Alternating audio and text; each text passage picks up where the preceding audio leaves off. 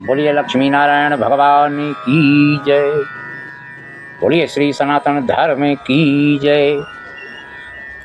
भगवान मधुसूदन को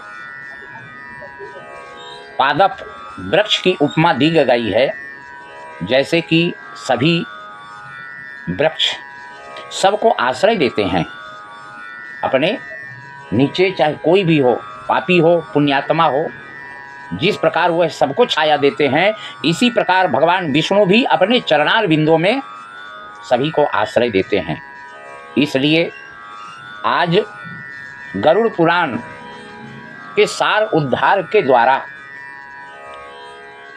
इस शरीर से निकले हुए आत्मा को यातना कैसे होती हैं, वह इसका वर्णन इसमें किया हुआ है। भगवान विष्णु से स्वयं गरुड़ जी पूछते हैं कि हे प्रभु, हे मधुसूदन, इन पापी मनुष्यों की इस लोक तथा परलोक में होने वाली दुर्गति का वर्णन 10 गात्र के पिंडदान से यातना देह का निर्माण कैसे होता है। भगवान विष्णु कहते हैं कि हे पक्षीराज गरुड़,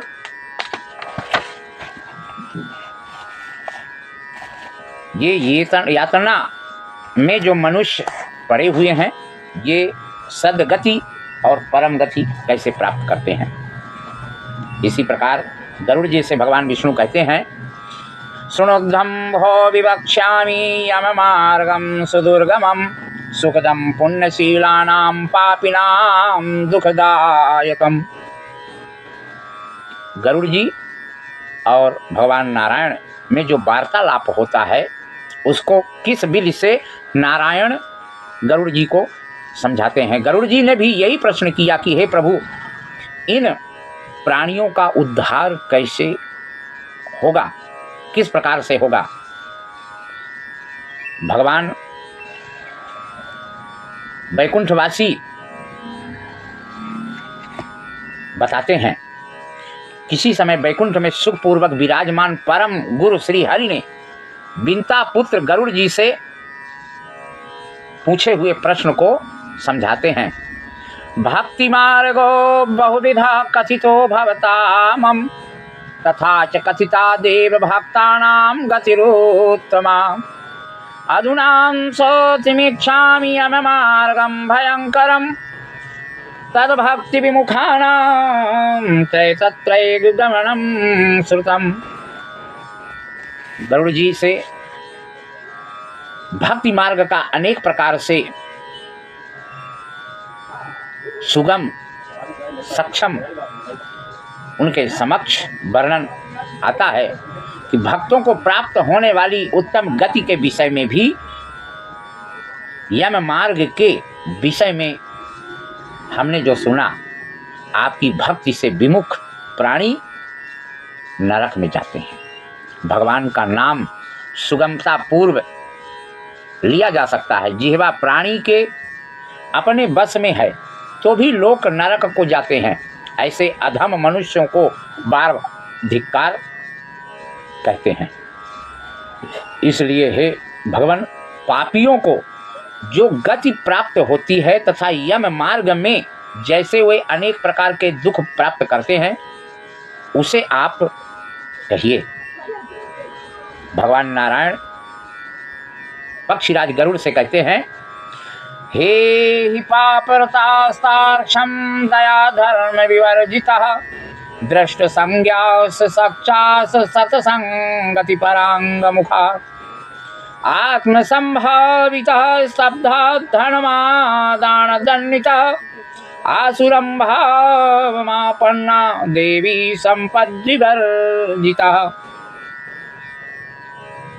हे गरुड़, जो प्राणी सदा पाप परायण, दया और धर्म से रहित होते हैं, जो दुष्ट लोगों की संगति में रहते हैं, सत्शास्त्र सत्संगति से विमुख रहते हैं, वे अपने को स्वयं प्रतिष्ठित तो मानते हैं, अहंकारी होते हैं, धन और मान के मद से चूर रहते हैं, आसुरी शक्ति को प्राप्त होते हैं, तथा दैवी संपत्ति से रहित होते हैं, जो मोह के जाल में फंसे हुए होते हैं और कामनाओं के भोग में भी लगे रहते हैं। ऐसे व्यक्ति अपवित्र नरक में गिरते हैं।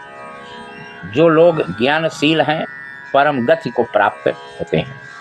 पापी मनुष्य दुख पूर्वक यम यातना प्राप्त करते हैं। पापियों को इस लोक में जैसे दुख की प्राप्ति होती है, उसी प्रकार मृत्यु के पश्चात वे जैसी यम यातना को प्राप्त होते हैं, वो इस प्रकार होते हैं। यथोपार्जित पुण्य और पाप के फलों को पूर्व में भोग कर कर्म के संबंध से उसे कोई शारीरिक रोग हो जाता है, मानसिक रोग हो जाता है। इन रोग से युक्त तथा जीवन धारण करने की आशा से उत्कंठित हो व्यक्ति की जानकारी के बिना संपर्क भांति बलवान काल उसके समीप आ पहुंचते हैं।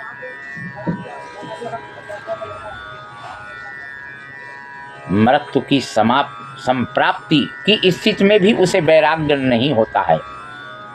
उसने जिनका भरण पोषण किया था उन्हीं के अवमानना पूर्वक दी हुई वस्तु को कुत्ते की भांति वृद्धावस्था के कारण विकृत रूप वाला और मरणाभिमुख वह व्यक्ति घर में रोगी होने के कारण उसे मंदाग्नि हो जाती है और वह उसका आहार तो कभी कर नहीं पाता है। उसकी सभी चेष्टाएं कम हो जाती हैं। प्राण वायु के बाहर निकलते समय आंखें उलट जाती हैं, नाड़ियां कफ से रुक जाती हैं, उसे श्वास लेने में बड़ी कठिनाई होती है। इस प्रकार चिंता मग्न स्वजनों से घिरा हुआ सोया हुआ काल पास से बंधा हुआ काल के बुलाने पर भी वह नहीं बोल पाता है। इस प्रकार कुटुंब के भरण पोषण में ही निरंतर लगाने के कारण वह उनमें आसक्त हो जाता है और वह रोते बिलखते बंधु बांधवों के बीच उत्कट वेदना से संज्ञा शून्य होकर प्राणी मरता है। उस अंतिम क्षण प्राणी को व्यापक दृष्टि व्याप्त हो जाती है। आतुर काल में प्राण वायु के अपने स्थान से चल देने पर एक क्षण भी एक कल्प के समान प्रतीत होता है और 100 बिच्छुओं जैसे डंक मारने का कष्ट भोग कर वह प्राण वायु पापी जन के शरीर से निकलते हैं। उस समय पास दंड धारण किए नग्न दांतों को कटकटाते हुए यमदूत उनके पास खड़े रहते हैं और उनको पकड़ करके ले जाने के लिए तैयार रहते हैं। उनके केस उठे हुए होते हैं, कौए के समान काले टेढ़े मुख वाले 5 भौतिक शरीर से हाय हाय करते हुए निकलता हुआ तथा यमदूतों के द्वारा पकड़ा हुआ वह अंगुष्ठ मात्र प्रमाण का पुरुष अपने घर को देखता हुआ यमदूतों के द्वारा यातना देह से ढक करके गले अपराधी को ले जाते हैं। गले में बलपूर्वक पांसों से बांध कर सुदूर यम मार्ग पर यातना के लिए ले जाया जाता है। दूत गर्जना करके डराते हैं और नरकों के तीव्र भय का पुनः पुनः वर्णन करते हुए उसको सुनाते हुए जाते हैं, मारते पीटते और कहते हुए कि हे दुष्ट, तुम शीघ्र चलो, तुम यमलोक चलोगे। आज तुम्हें हम सब कुंभी पाक आदि नरकों में शीघ्र ही ले जाएंगे। इस प्रकार सूत जी महाराज सभी मुनिगणों को बताते हैं। तत्र तत्र पतक्षान्तो मूर्छितः पुनरुत्थितः यथा पापी यसा नीतस्तमसायं साधनम्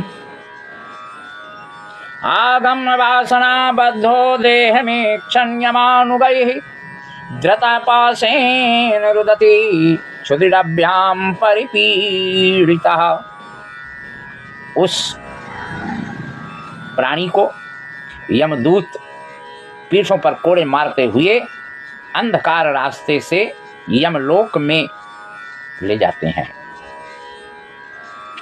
2 अथवा 3 मुहूर्तों में वह मनुष्य वहां पहुंचाया जाता है और यमदूतों के द्वारा घोर नरक यातनाओं को दिखाते हुए मुहूर्त मात्र में यम को नरकीय यातना में भय को व्याप्त कराते हैं। मुहूर्त मात्र में यम को और नरकीय यातनाओं के भय को देखकर वह व्यक्ति यम की आज्ञा से आकाश मार्ग से यमदूतों के साथ पुनः इस लोक में चला आता है। मनुष्य लोक में आकर अनादि वासना से बद्ध हुआ जीव देह में प्रविष्ट होने की इच्छा रखता है, किंतु यमदूतों द्वारा पकड़कर पास में बांध दिए जाने से भूख और प्यास से अत्यंत पीड़ित हो जाता है। वह पातिकी प्राणी पुत्रों से दिए हुए पिंड तथा आतुर काल में दिए हुए दान को प्राप्त करता है, तो भी उस नास्तिक को तृप्ति नहीं होती है। पुत्र आदि के द्वारा पापियों के उद्देश्य से किए गए श्राद्ध, दान तथा जलांजलि उनके पास ठहरती नहीं है। अतः पिंडदान का भोग करने पर भी वे क्षुधा से व्याकुल होकर रह जाते हैं। जिनका पिंडदान नहीं होता वे प्रेत रूप में होकर कल्प पर्यंत निर्जन वन में बहुत दुखी होकर भ्रमण करते रहते हैं। दग्धे देहे पुनर्देह पुण्डैरुत्पद्यते खग हस्ता मात्रा पुमाणेन पतिभोक्ते शुभम। सैकड़ों करोड़ कल्प बीत जाने पर भी बिना भोग किए कर्म फल का नाश नहीं होता। जब तक वह जीव यातनाओं का भोग नहीं कर लेता तब तक उसे मनुष्य शरीर भी प्राप्त नहीं होती है। हे पक्षीराज, भगवान नारायण कहते हैं कि हे पक्षीराज, इसलिए पुत्र को चाहिए कि वह 10 दिनों तक पिंडदान प्रतिदिन करे। पिंड प्रतिदिन 4 भागों में विभक्त होते हैं। उनमें 2 भाग तो प्रेत के देह के पंचभूतों की पुष्टि के लिए होते हैं, तीसरा भाग यमदूतों को प्राप्त होता है और चौथे भाग से उस जीव को आहार प्राप्त होता है। 9 रात दिनों में पिंड को प्राप्त करके प्रेत का शरीर बन जाता है और वे 10वें दिन उसमें बल की प्राप्त होती है। हे खग, मृत व्यक्ति के रास्ते में देह के जल जाने पर पिंड के द्वारा पुनः 1 हाथ लंबा शरीर प्राप्त होता है, जिसके द्वारा वह प्राणी रास्ते में शुभ और अशुभ कर्मों के फल को भोगता हुआ जाता है। सूत जी महाराज कहते हैं कि नारायण ने पक्षीराज गरुड़ को बताया कि पहले दिन जो पिंड दिया जाता है उससे उसका सिर बनता है, दूसरे दिन के पिंड से गर्दन बनती है यानी कंधा बनता है, तीसरे पिंड से हृदय बनता है और चौथे पिंड से पृष्ठभाग यानी पीठ, 5वें से नाभि तथा 6वें और 7वें पिंड से क्रमशः कमर और गुह अंग उत्पन्न होते हैं। 8वें पिंड से जांघें और 9वें पिंड से जन घुटने तथा पैर बनते हैं। इस प्रकार 9 पिंडों से देह को प्राप्त करके 10वें पिंड से उसकी क्षुधा और त्रसा यानी भूख और प्यास से ये दोनों जागृत होती हैं। इस पिंडज शरीर को प्राप्त करके भूख और प्यास से पीड़ित जीव 11वें और 12वें 2 दिन भोजन करता है। 13वें दिन यमदूतों के द्वारा बंदर की तरह बंधा हुआ वह प्राणी अकेला उस यम मार्ग में जाता है। बैतरणी को छोड़कर यमलोक के मार्ग की दूरी का प्रमाण 86,000 योजन वेदों में बताया हुआ है। वह प्रेत प्रतिदिन रात दिन में 247 योजन चलता है। मार्ग में आए हुए इन 16 पुरों नगरों को पार करके पातकी व्यक्ति धर्मराज के भवन में जाता है। सौम्यपुर, अब ये 16 पुर कौन से हैं?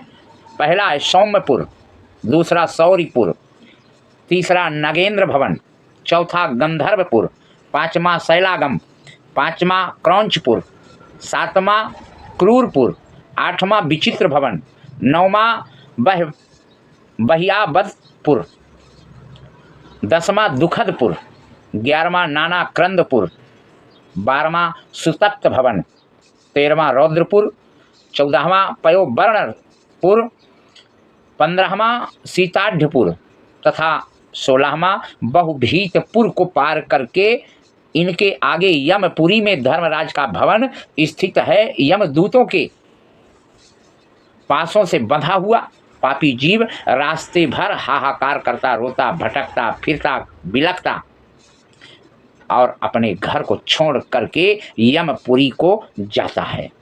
ये गरुड़ पुराण में पहला अध्याय में इस प्रकार की यातनाओं को झेलते हुए, भोगते हुए प्राणी यम लोक को प्राप्त करता है।